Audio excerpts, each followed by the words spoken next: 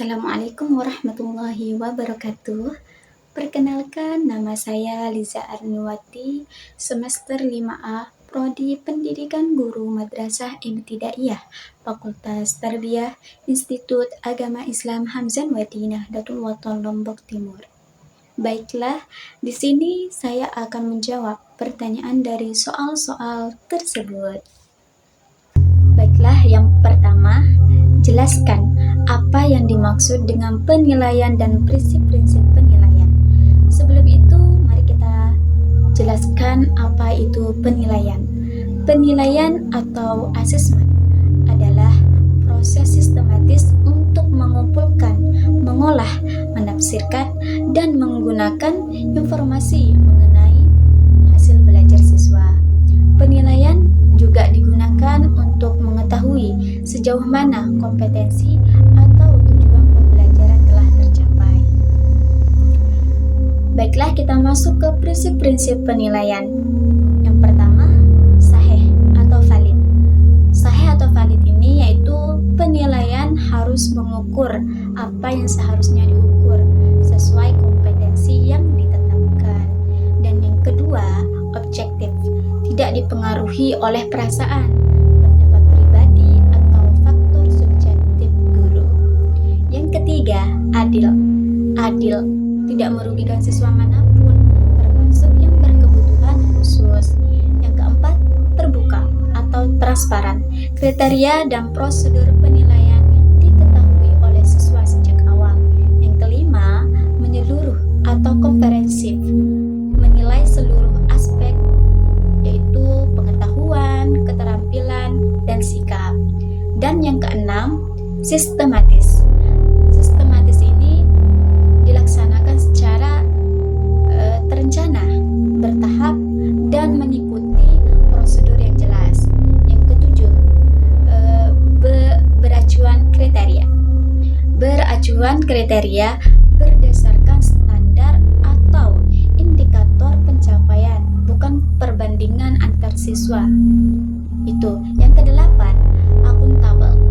Akuntabel dapat dipertanggungjawabkan dari segi teknik, prosedur, dan hasil.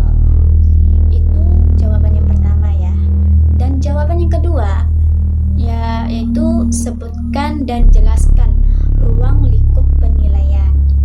Ruang lingkup penilaian dalam pembelajaran mencakup berbagai macam.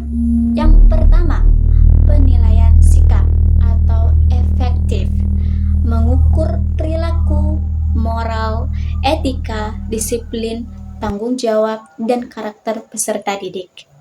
Yang kedua, penilaian pengetahuan atau kognitif, yaitu mengukur kemampuan siswa memahami materi seperti mengingat, memahami, menganalisis, sampai mengevaluasi.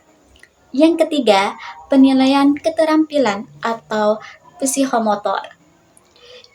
Itu yaitu menilai kemampuan siswa dalam melakukan suatu tindakan atau praktik seperti membuat proyek, presentasi, eksperimen, atau praktik langsung.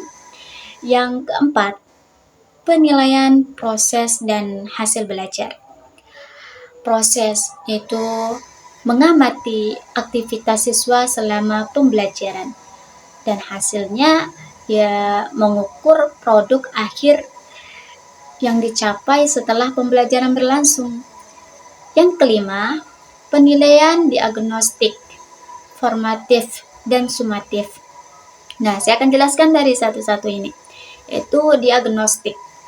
Diagnostik seperti sebelum belajar, untuk mengetahui kemampuan awalnya.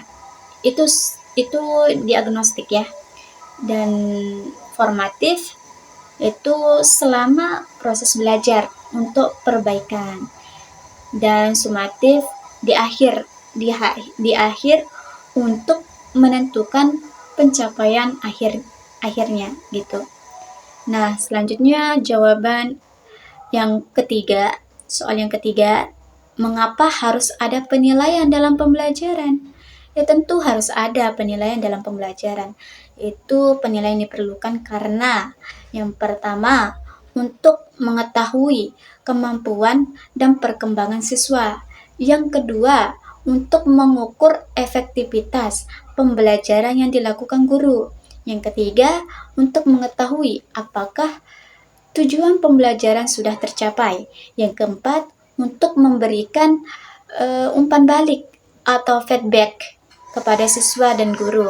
Dan yang kelima, untuk menentukan tindak lanjut seperti remedial atau pengayaan.